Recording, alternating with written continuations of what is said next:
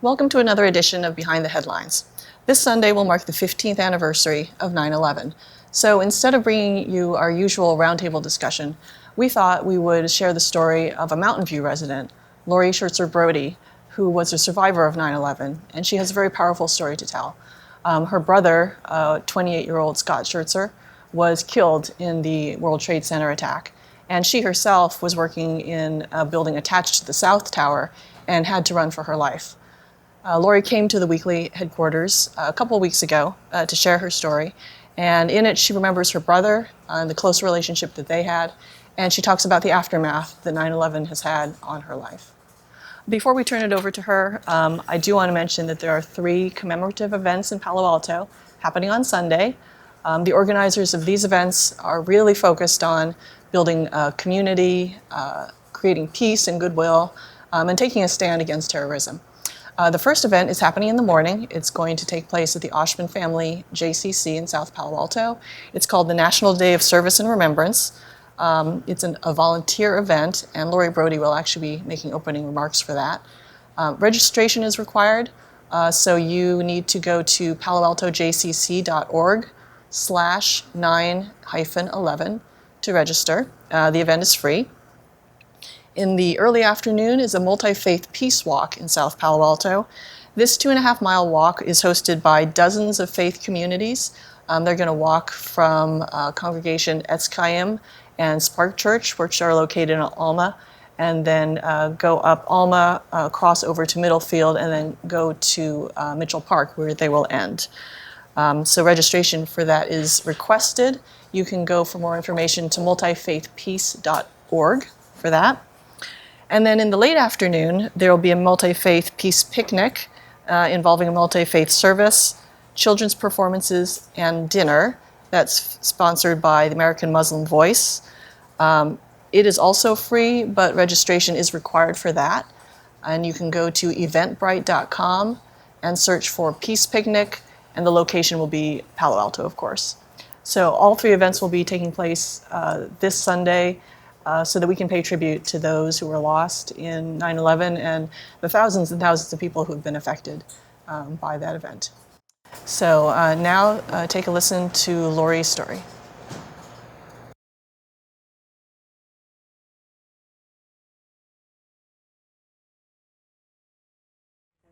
Yeah, I guess everybody says everyone has a story, and this happens to be my story, as one of my friends told me. 15 years ago, my brother and I got up. We went to work on a normal, bright and sunny day. We got off the subway at the Trade Center, and he went up to his tower, which was Tower 1, or people know as the North Tower. And I went to mine, which is the Deutsche Bank building, which was connected to Tower 2. I can still remember what he was wearing. A nice pair of black Calvin Klein pants, a Kenneth Cole sweater with a little collar that's beige, and a nice pair of nice Kenneth Cole tie shoes. That's how we dressed back east. And me in my suit and my sneakers, because my heels were in my drawer at work. Right when I got to my desk, all of a sudden, you heard these loud bangs and noises, and alarms firing, and everything went nuts. We were told just get away from the building. No one knew what was happening. Then we heard that a small commuter plane probably hit the tower, but nobody was hurt, and that's all we knew at that point. Then we later found out, as we were back at our desk. I'm trying to reach my brother. My brother was Scott Schertzer, and I couldn't reach him. And then Tower 2 got hit. We were told to run as fast as we could out. We had to run to the other side of the building because our windows were breaking. And I couldn't reach anybody in my family. a nice man named Mark Lubin saved my life because he made sure I got out, because I just went into a state of shock because I couldn't reach Scott. He made it to work on the 101st floor at Cantor Fitzgerald. And that's the last that I got to really see him, was that morning. Then it was just about running and more running and more running. And as the buildings collapsed around you, you just ran and hid in alleys, and you met in the you hid in alleyways and doorways. People covered you up, which was, I always said there was no such thing as chivalry, but the men were covering up all the women so that they would get whatever was flying in the air hit them. It didn't hit us. They would just like cuddle us and everything. Then you had to keep running some more through inches and inches of soot or whatever was coming out of the buildings, and you can imagine what would have been coming out. And we finally got an office building all the way down by the water, because we ran that way, not north. We didn't run towards Midtown. We ran further away because that's the only way we could run. And it took me until 12:30 that day to even reach my parents. So my parents at that point didn't know if my brother or I made it. I was able to reach my dad after the first tower, but not after the second. And he knew that's the one that was attached to mine. So they were kind of a little bit more messed up than I guess even I was, because I was in shock more than anything else. But I almost knew he didn't make it. And at that point, I was trying to figure out, why did I survive and he didn't when I worked at Cantor a year before that? So what happened? Why would this happen as F-15s are flying over your head down Fifth Avenue? I mean, you're not supposed to see them, and they're lower than the buildings. Police are everywhere, secure. No one knew what was going on. You just knew life wasn't going to be the same ever again.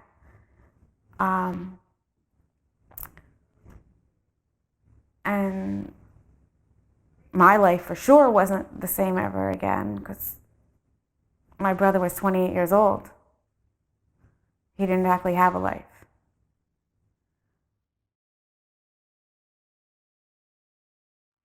And for me, it was just after that was a lot of recovery, a lot of therapy, I guess in a good way, 2 failed suicide attempts. And finding out who you could rely on, what family, what friends. I couldn't sleep. I couldn't do anything. I was told I would walk around with a pillow and my brother and mine's picture on top of the pillow and wouldn't let anybody touch it. And I was told that by many people. And I remember parts of that, but a lot of things are blurry in my mind. And the pieces that I'm telling you are the pieces that I remember more vividly than the other pieces. I had PTSD. I'm still, technically, I still have PTSD because I still get flashbacks. I had survivor guilt. I got my brother the job there. I got Scott the job at Cantor Fitzgerald. One of my friends hired him. And I told him he had to go to work that morning. The day before, he had laid off 50 people at Cantor Fitzgerald. He knew it was coming. He was having what I thought were nightmares and trauma as a result of it for about 3 or 4 weeks beforehand, because he kept saying, they're after me, the bad guys are coming, the dreams are happening. He couldn't figure out what was going on. All he kept telling everybody is how much he wanted to be with family and how much he loved them. And he kept telling my mom how much he loved them. And my mom, we knew something was wrong. We were arranging for him to talk to somebody, I mean, it's hard, 28 years old, having to lay off 50 people. That's traumatic. And we thought it was all that. And that night, after he laid off the people, he said he still couldn't sleep. They were following him all over. And he didn't want to go to work because he said they kept following him. And I made him go to work. So I blamed myself a lot. Obviously, I know it's not me, but part of me will always think if I didn't get him the job, or then I'm like, well, if the subway was 5 minutes late, like it usually is, we would have not have been there yet. But you can't, it's what happened.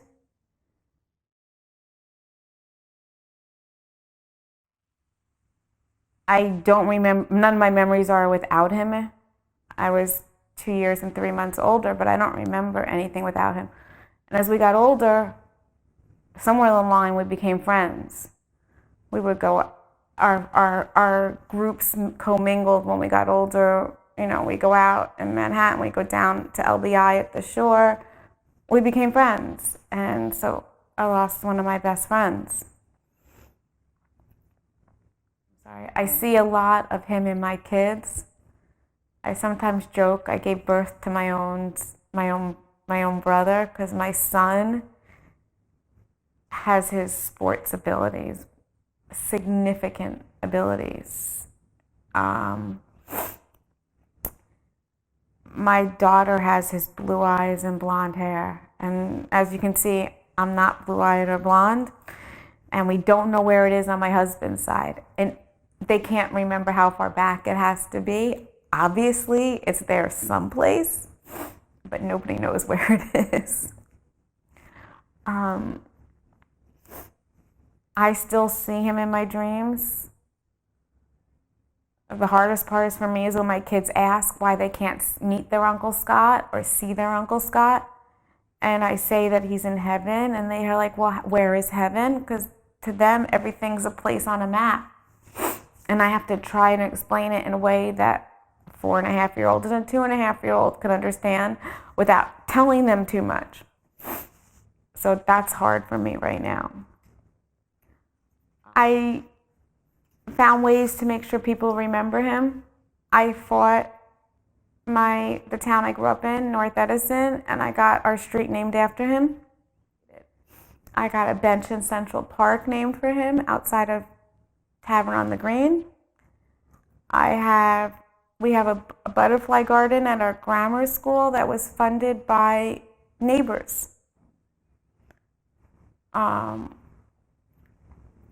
It's just ways that we can find ways to remember him.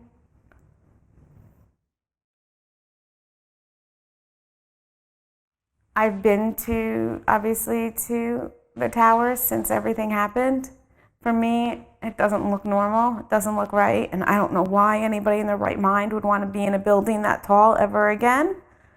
But that's your choices. It wouldn't be mine. I couldn't take it. I had a special pass, a special color that said I was a family member. I went with my husband. And security obviously knows what that pass color means. And they kind of stick around by you just in case people want to read your badge. And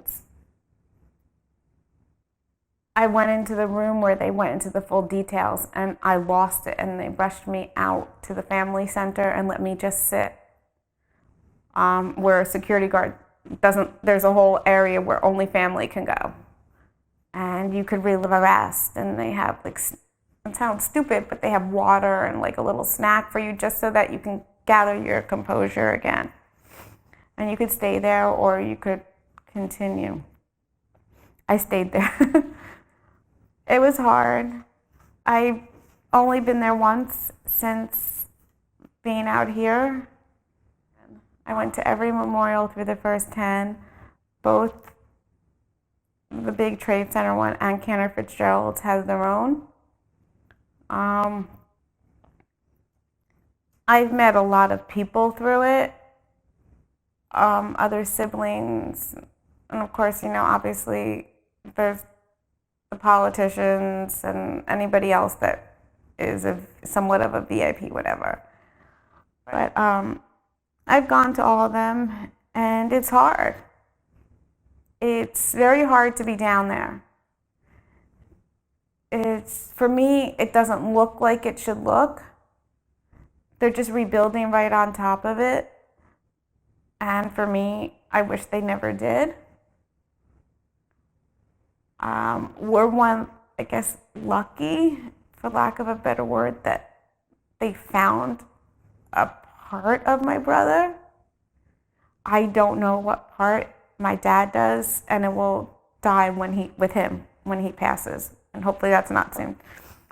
But my mom and I, he will not tell us what they found. We do know it's not that big. But he was found they told you where he was found and who he was found with. So he was found with his coworkers, which means at least they were all together.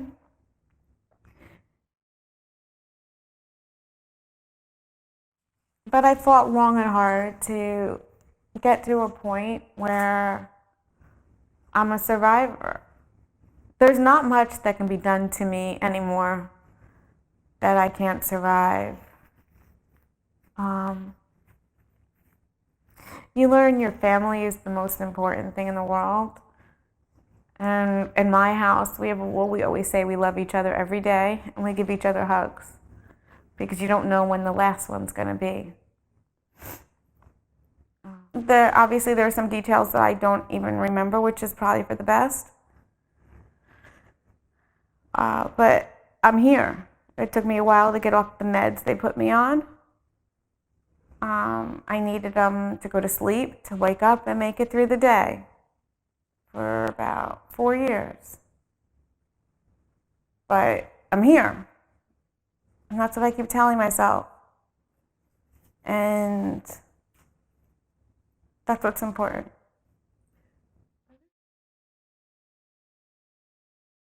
And probably up till now, most people out here didn't know about my brother, about Scott, and what I went through.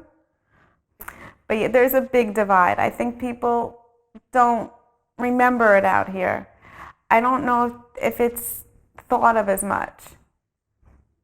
Back east, the major networks will run every memorial with the names on the bottom. You're lucky if you see like a 5-minute glimpse here as they're discussing traffic on the highway. It's not thought of the same.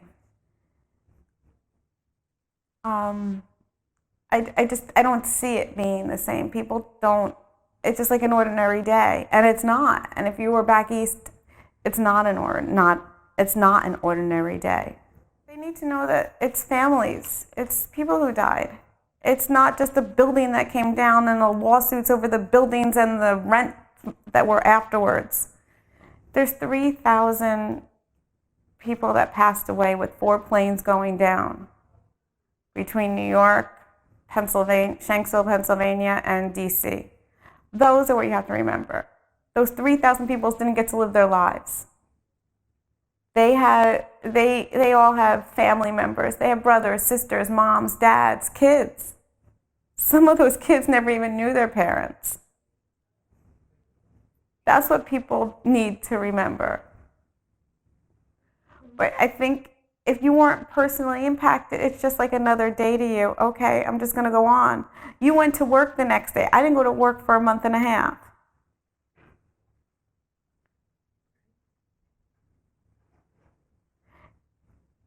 And I know people will sit there and compare and say, well, we know we've lost loved ones, but you got to say goodbye. And that's what I keep telling people. I didn't get to say goodbye. We just went to work. You know, we went to work in a business on Wall Street. We did not do anything that would have caused it.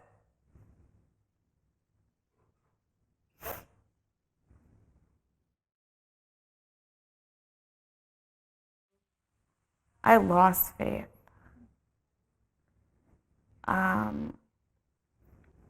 I mean, I know that I am Jewish, and that's why I go to the JCC, and my kids go to the JCC preschool.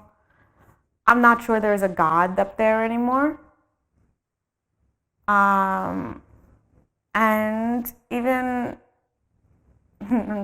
Sister Elizabeth, because Catholic Charities came to our house a lot. Sister Elizabeth was the sister. She's like, you don't have to believe in there's, if that's what you need to not believe in, you don't believe. I don't know if there is one up there, because I can't imagine someone allowing this to happen.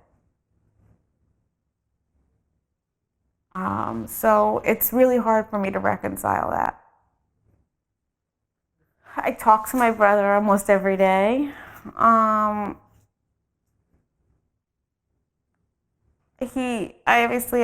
talk to my family a lot. For my wedding, we set up a place setting for him, and we left the groom spot open because that would have been his place. My son is named for my brother. Stephen is named for Scott. My husband thought we'd be naming, I couldn't use the same name. It just was too hard for me. I didn't want to look at my son's face and cry every 5 minutes. So we chose the same initials. So yeah, every day I remember. I have the flag that we got. It's in my house. But as I said, I guess unless you know me, you don't know this is my story. Everybody's life changed, but part of mine stood still and still stands still in that moment.